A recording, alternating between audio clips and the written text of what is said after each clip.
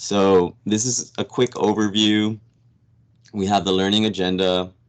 There's a lot on the agenda, but you know, we if we don't get to cover it all, that's perfectly fine. If we do, great.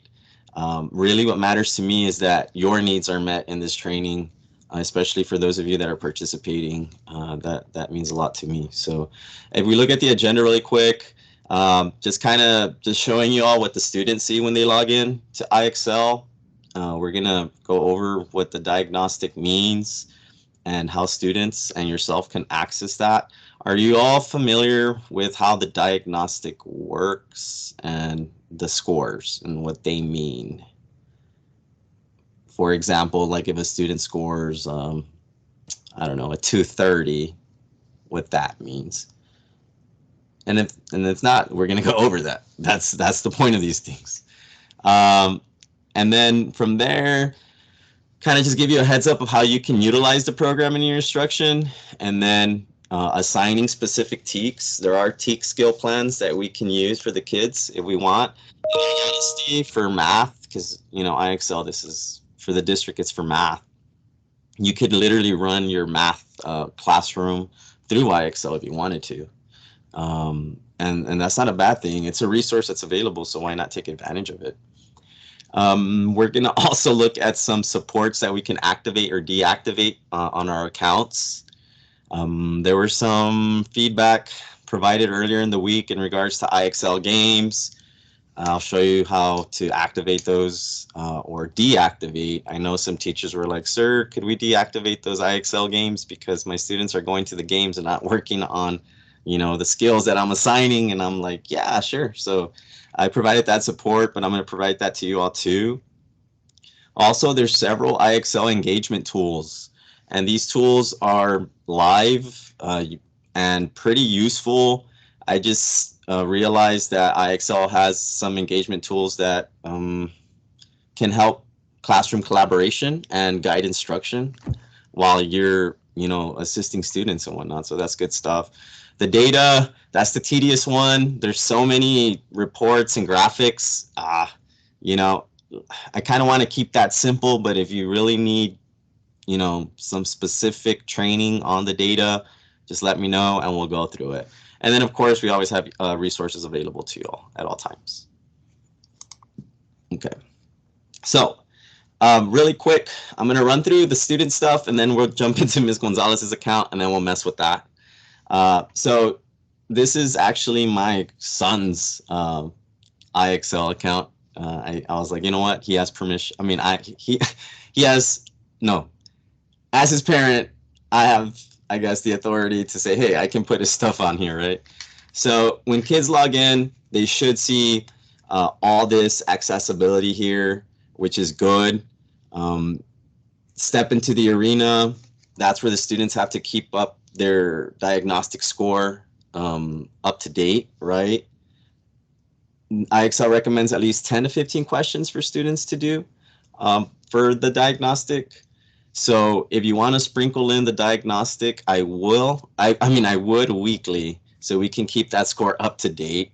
Also, you'll see that there are assignments here that are assigned from the teacher, which you can do. My son has some homework to do. He hasn't been in school these 2 days because he got injured, but I'm still following up to make sure he does this stuff, hopefully by tomorrow. But anyways, that's another topic. And then obviously here they can access recommendations and whatnot, and then they have all their tabs. So this is what the student sees. And I really like that they can just step into the arena immediately. Any questions so far on what the student sees? We're good with that? Okay. Just a quick run through, similar to what we just saw. Step into the arena. How do kids access IXL? Clever, right? It's clever integrated. Now, I mentioned before, we have those 10 to 15 questions a week for the diagnostic. So those are considered the recommended skills. 10 to 15 questions a week isn't much to keep that score up to date because we want to see that growth. So we've already had the beginning of the year assessment, and now we're going to have the middle of the year assessment, but that will be happening. I want to get that in before Christmas break because I feel that if we do that after Christmas break, students might forget some skills. So, and it's good to hear from you all too, what you all think for that. So that's my goal. I understand there's testing, but I'm gonna look for a good week or two during the year that we can do that before Christmas break, because I really want a true middle of the year assessment score. Don't stress too much about the BOY score. Kids in the summer, do they really, study and read? Maybe some do, but for the most part, it's video games and party, right? These kids just have fun, so they're gonna forget things. So this was a student information. We have their assessment page here. We have the score. If they were to go to their assessment page, they going back to that, if they were to go to that assessment tab here, it'll take them to their diagnostic score and skills. Are there any specific questions for the score? So what I really want to make sure that I cover is that 80 is proficient in IXL. So in my opinion, and you're the teacher, you have this, you're the one that's going to make the decision about grades at the end of the day. In my opinion, if a student reaches the 80 proficiency for any skill, I would consider that 100. And then from there, you can kind of scale to your liking. I'm not going to tell you, hey, a 70 is a 90 or a 60 is an 80 or whatnot. I'll leave that up to you. You're the teacher. You all are assigning the grades. And I'll respect that. And we do respect that. So for example, here, this student has a 480. So that indicates the first number indicates the grade level. And then in this case, 80 means that they're proficient in 4th grade math. So if a student had a 380, that's 3rd grade proficient in 3rd grade math. Does that make sense? Okay. And of course, kids coming back from summer, they're not all of them are going to hit that proficiency level immediately, but that's what we're working towards. So anything that has a star here indicates that that's going to be their exact level for that skill. I know that all grade levels are different and that maybe some grade levels don't get to hit the geometry as much. Or even the statistics as much, but in this case, as I guess for me to tell you, my opinion on this, if you feel like, hey, the student needs to work more on the skills that are more aligned to my grade level, then encourage them to work on those skills. So for like 3rd grade, maybe we do more fractions. So maybe you want those kids to hit that fraction more than others. But there's always work to do on the IXL system. So the kids are always going to be busy if you have them, work on this. Any questions on the scoring and the skills for the IXL? Are we all good? We're all hanging in there? Okay. Mr. Rodriguez. Yes, perfect. Go ahead. Hi, Mrs. Hinojosa at Beethoven Hi, Center. Miss. Hi, Miss. How you doing? I'm doing good, thank you. I have a question. Since Yeah. the students took the diagnostic, have they already, is IXL already automatically sending them skills to do? So what will happen in that case, Miss, the skills will be displayed even though they didn't take the diagnostic. They can still step into the arena and start working on problems that are recommended, and the IXL system will start adjusting them as they go. So it's okay if they miss that BOY. Obviously, we're pushing for that more for kinder through 8th grade, since that's a blended learning grant requirement. For the high school, it's a little different. So there's some teachers that weren't able to assess the BOY, which is understandable. But if the students, as soon as they log in and they step into the arena and start working on those skills, the IXL system will adjust their score and level. Okay, no, I mean, I teach 8th grade But my question, I mean, my students did take the BOY, Okay. but right now I'm using the IXL for my HB 1416 students. And what I know, so I assign them every week, I assign them about 8 lessons, or 8 skills to work on. But I also noticed that there were some other skills that were assigned to them that I did not assign to them. And Mm-hmm. so they were confused as to which ones to do because there was other Oh, skills. okay. So is that because they have another math teacher? No, I'm their math teacher. Oh, okay. So there are lessons that will get assigned. So for example, if we go back to this slide, from your teacher, this is what the student sees when they log in. So Yes. anything that you assign will pop up here. And Yes. then any recommended skills from the IXL system will either be here under recommendations, and maybe I can dive into a student account in a bit, and then would be here at Step into the Arena. These are similar. Whatever's recommended is coming off of this Arena diagnostic feature. Okay, so Mhm. would they all appear together then, or you're saying no, they appear like what I assigned appears on if I'm looking at your screen on the left-hand side, and Mhm. then what came assigned from Oh, okay. IXL. It'll be different, Miss. From the teacher would be here on this first tab. And Uh-huh. then recent skills is just anything that they've worked on recently.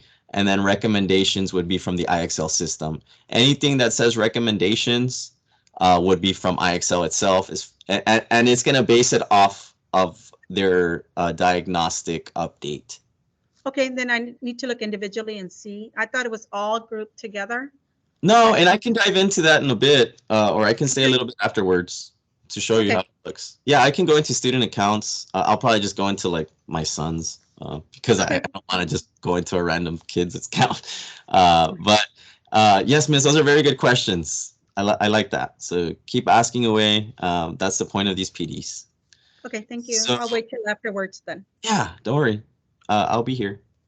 So we also have IXL for daily instruction. I'm not going to go too much into the slide and what it, the word to word, but what I'm trying to say is that you can utilize the program as much as you need to. You don't want to come up with copies of papers, or you don't want to create your own material, which we understand. You got a lot on your plate. You want to save some time. Use the lessons that are already created and give them to your kids.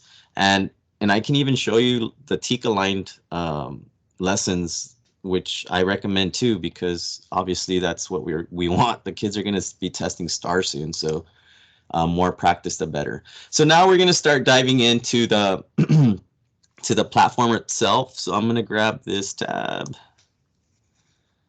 and I'm going to move this one back. Okay. All right. So thank you, Miss Gonzalez, again for letting me utilize that. Um, and it's surely going to help. So IXL, really the main tabs that we want to look at are my IXL, learning, assessment, and analytics. We're going to dive into the learning tab. Okay, so here I'm in the learning tab. And what I want to show you all is how to assign skills yourself. I'm not sure if you all are aware on how to do that, but Ms. Gonzalez, your grade level would be third grade. Thank you. So we go to third grade, and interrupt me. So what if you need to? I went to learn from learning, and then from learning, I went to the grade level. That's specific, right? So if you notice here, we have all these skills, and some already have been assigned. If you notice, they'll be highlighted here, which I like, Ms. Gonzalez. That's awesome that you're using this. So if you wanted to assign a specific skill, maybe you want to assign convert to from a number, and here it even gives you a preview of problems, which is pretty awesome because it gives you an idea of what they're going to be doing, which is important, right? You want to know what they're going to be doing. And if you notice here, each skill has a specific code. So this is a good way to designate, or not so much designate, but identify um, the difference between different skills, because some skills may seem similar, and if students get confused and they're like, well, I already worked on that skill, right? But it's a different skill. Let me go back to it. It'll be identified through the code. So you'll be able to tell if it's a different code, it's a different skill. Okay. So if you just hover over a star, it'll say suggested skill 2. And you have the option to give this to all students if you'd want. Um, and if you press on the arrow, it shows you all the students in your classroom. So you can assign this skill, and I don't want to assign any homework to your kids, to all students or to individuals or groups, which is pretty good because I know sometimes you want a diverse, differentiated instruction, right? You have a diverse group of students. Maybe, hey, I want these kids to work on this skill because they need more support on that. And you do, maybe even do a station rotation, and, one station, hey, we're working on fractions on IXL. This next one working on this. And you all are the professionals. So those are just ideas on my end, but what I like is the flexibility in assigning a skill, which I think is pretty awesome. Any questions in regards to assigning a skill? As soon as you assign it, the student will see it on their home screen. How I showed before, where it says, if you go back to it, it'll say from the teacher. Mm-hmm. But any questions on how to assign skills? Are we good on that? Okay.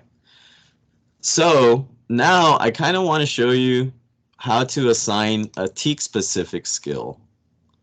So sorry about that. For the TEAC specific skill, what we're going to do is we're going to still go to learning, but we're going to go to Texas State Standards. Do you all see that? Okay. So we have skill plans that are TEACs aligned, and those go from all grade levels. If you look here, it's math. We have college and career readiness standards for math in high school, and then we have the TEACs, and this is what we want. The TEACs pre-K to pre-calculus, so it's pretty diverse. So in this case, we're working third grade. If you want, you could pin it. What does the pin do? It lists the skill at the top. Your pin skill plans. Okay, third grade. So you don't have to scroll down and look anymore. Hover, and then from the hover and clicking, it'll be already ready for you. So you can just click on that. I need some water.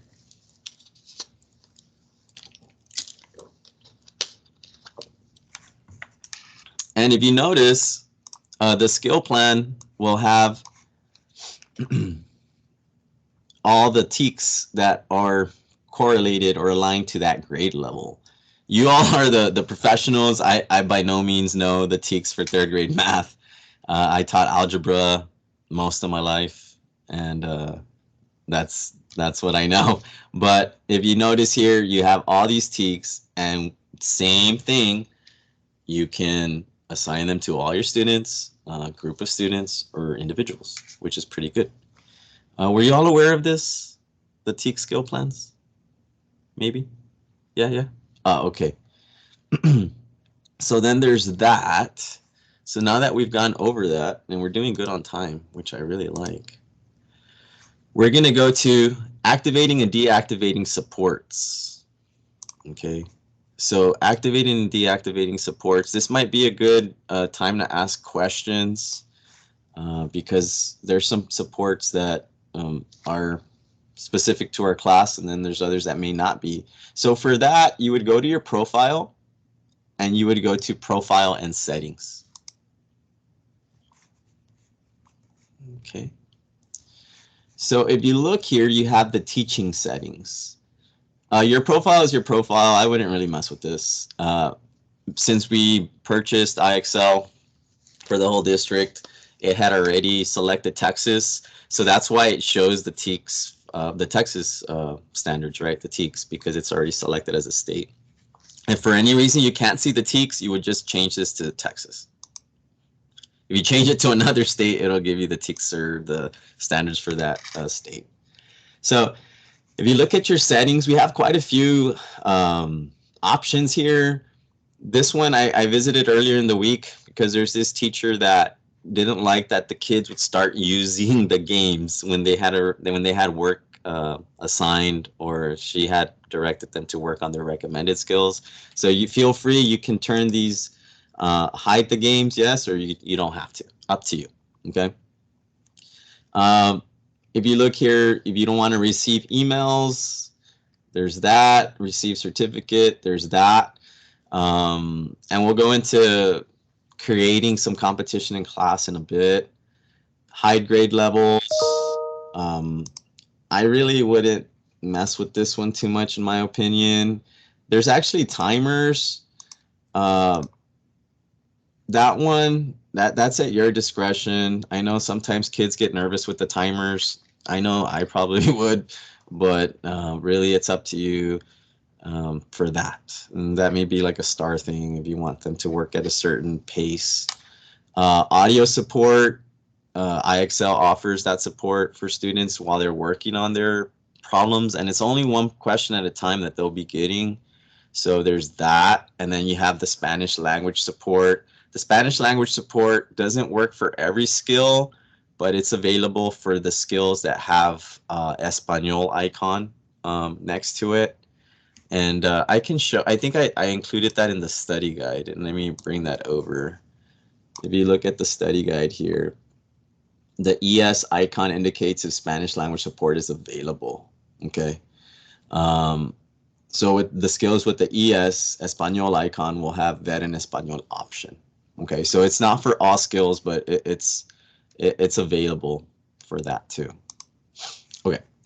And then we have the scratch pad. That's where kids can take notes. So if you want to mess with the settings, if you want to change the settings, it would be through that icon and profile and settings. Are there any questions so far? Okay. All right, so let's go ahead. So we're already working through that. We're working quick. I like that. The next section is the fun section that I was hoping to get to, because this is the classroom engagement tools. We have 3 live classroom, group jams, and leaderboards. The live classroom tool is awesome because we can see in real time what the kids are working on. So to access that, you would go to, where was I? My IXL, and you would go to live classroom.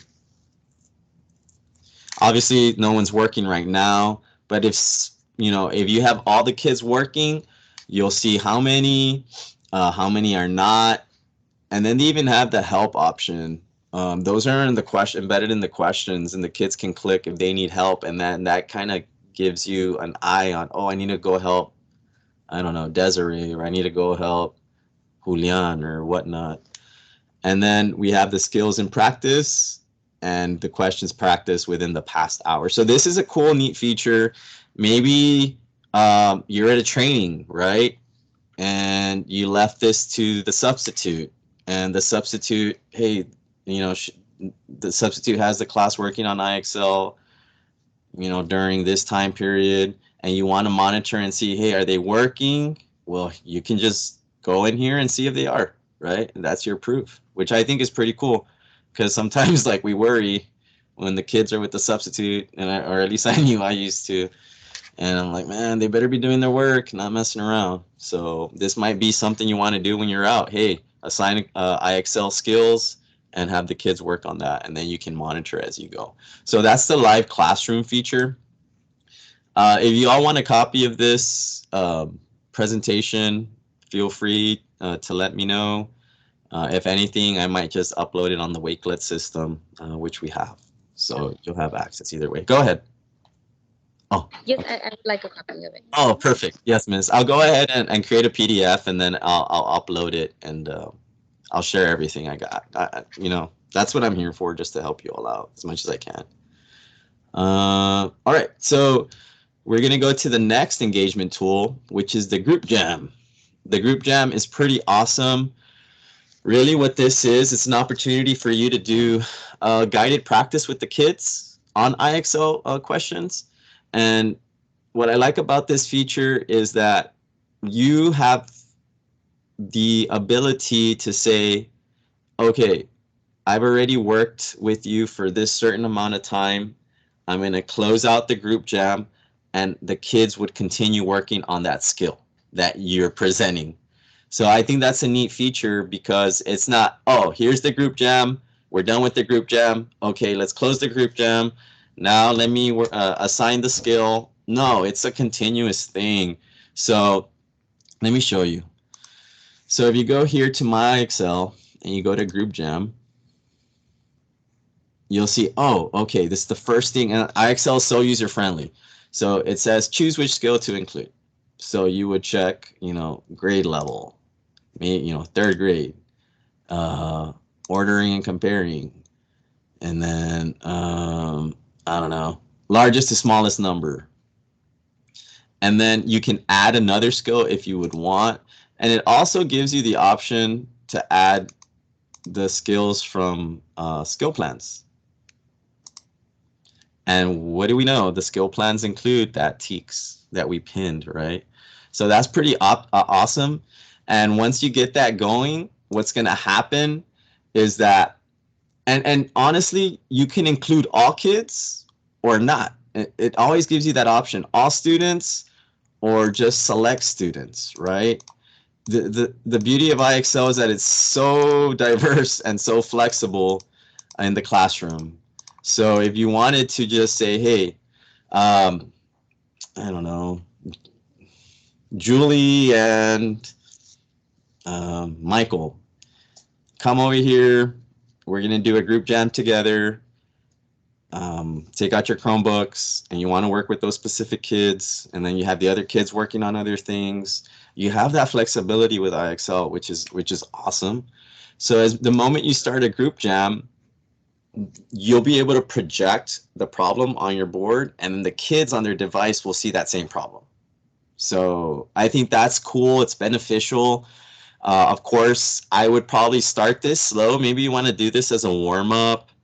Maybe you have the group jam on the board as a warm up. They're working on it on their device, and then you step in and then you work on it with them. And then it becomes a guided practice, right? And then from there, you close out the group jam, and then you're like, hey, all right, now you guys are on your own. Continue working on that skill, right? And then becomes an independent practice.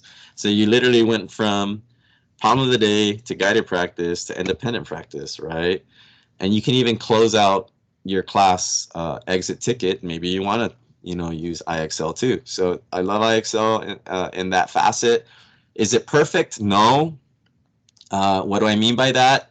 Maybe it's not as kid friendly as people would like, for kindergarten or first grade. But let's just try to work with it and see, what it has to offer in the classroom. And I think it's a positive program. So I like it, and I hope it's here to stay.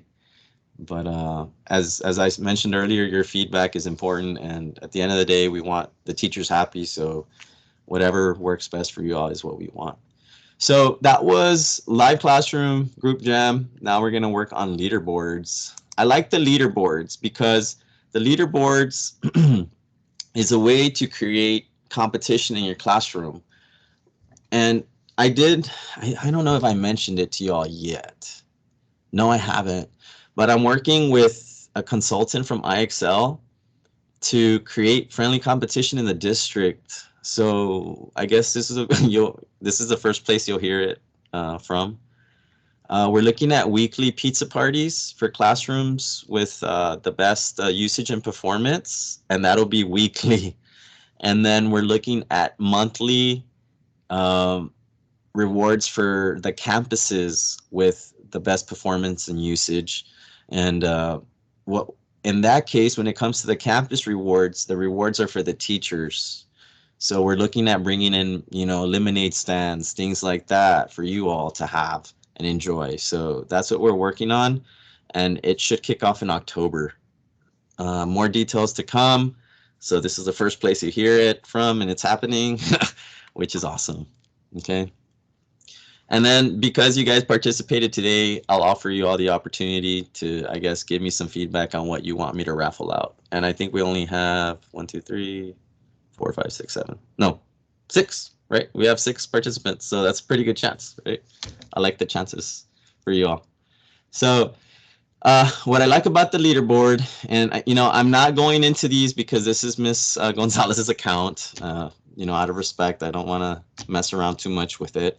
But if you go here, you can, and IXL does this, you can do a whole class, or you can do, maybe you have a group of kids and you want to do a competition just for a small group of kids, right?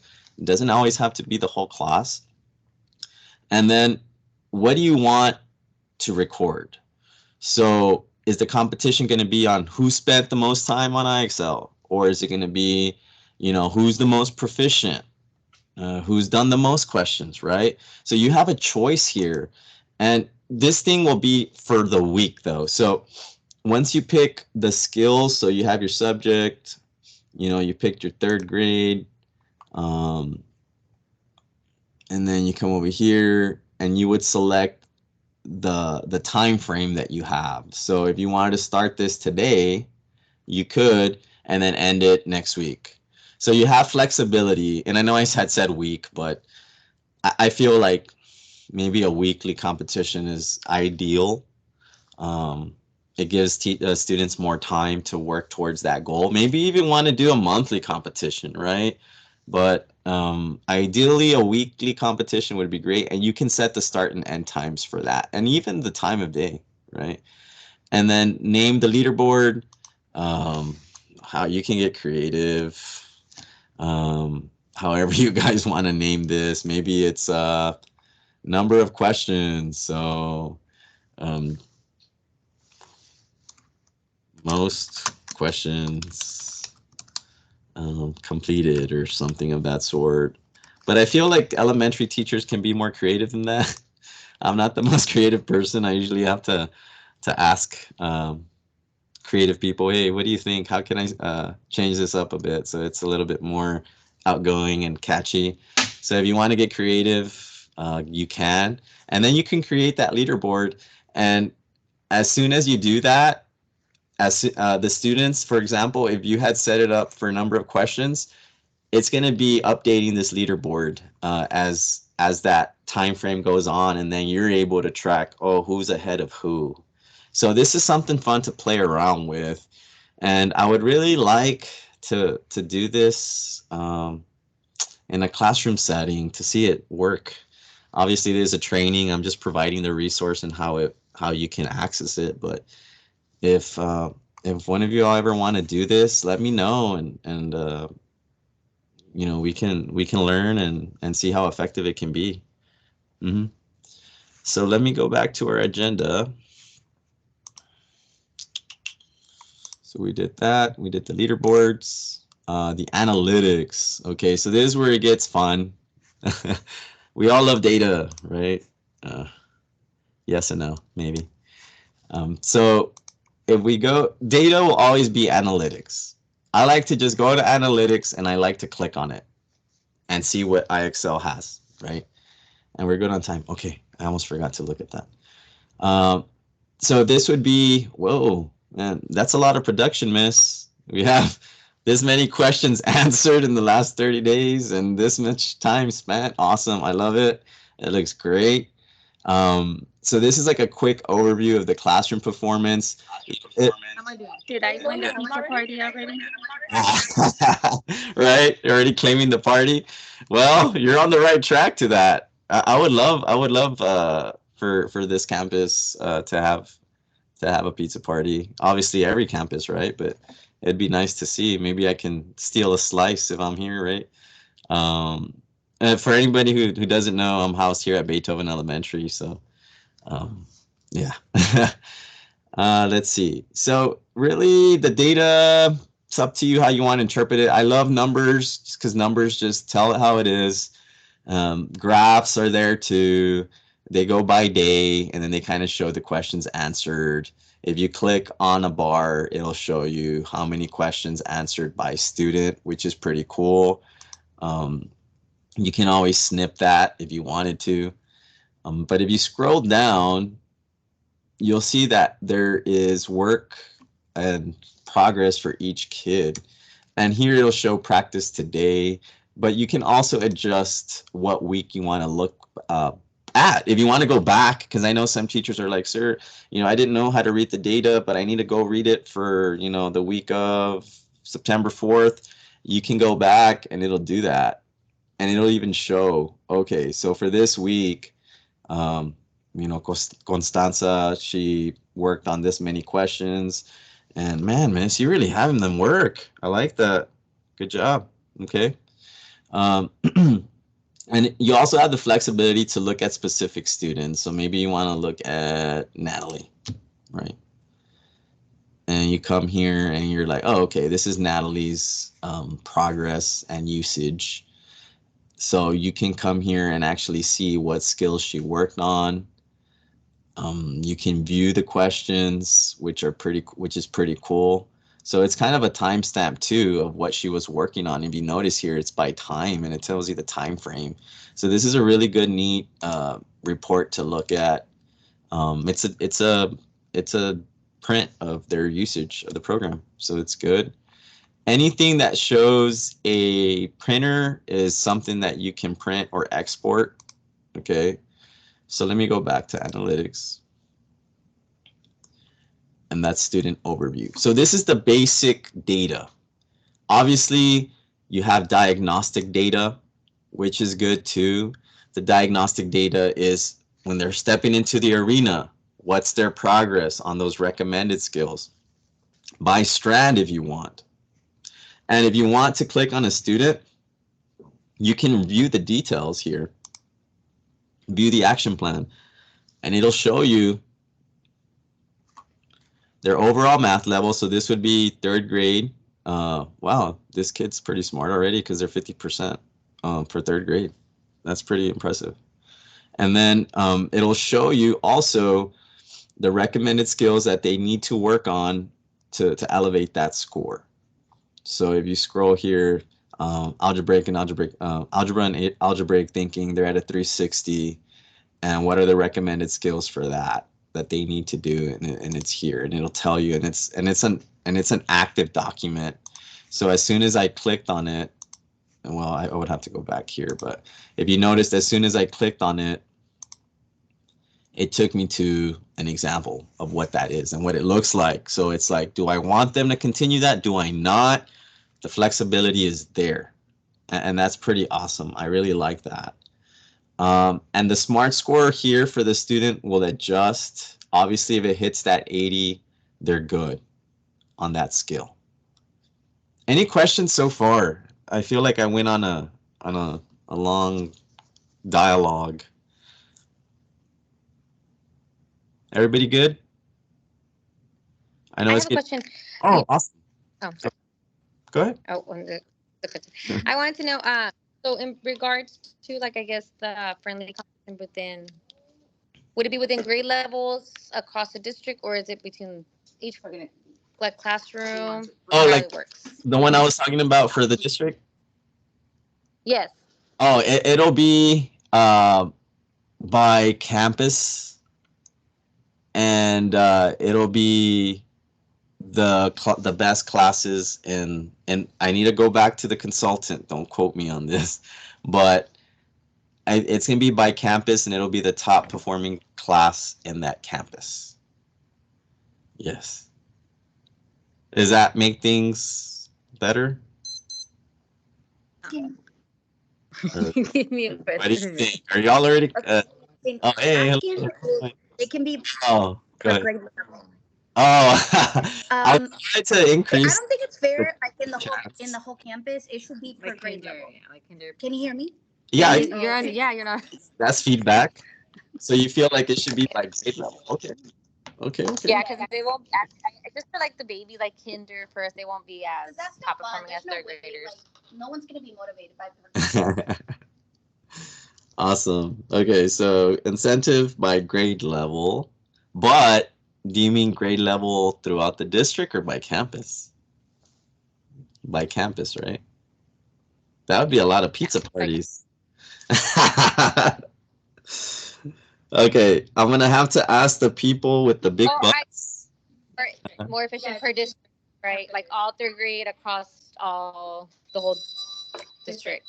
Oh, okay. And it will be showcased whoever wins. So that's an awesome thing. Probably take pictures and whatnot. Um, and your feedback's important, ladies. So please just let me know. Um, so that's coming. IXL, they have the big bucks, and if we can get more incentives for you all, trust me, I'm gonna be pulling for that. And hopefully that's something to get things going a bit for the IXL usage. But any questions right now with the data before we start closing things out? Because I know it's already 5, and I feel like there's so many things we can talk about, and sometimes things get lost or not reviewed. But let me go ahead and put the survey link for you all. I need you all to fill this out before we go. This is also your proof that you attended the training. I know we have it here on the Teams, but as mentioned before, let me see. I'm going to be raffling out incentives. So this is also a good way for me to see who attended, and then your feedback's important. I hope it's not too lengthy of a survey for y'all to complete. If you can't access it for any reason, please let me know.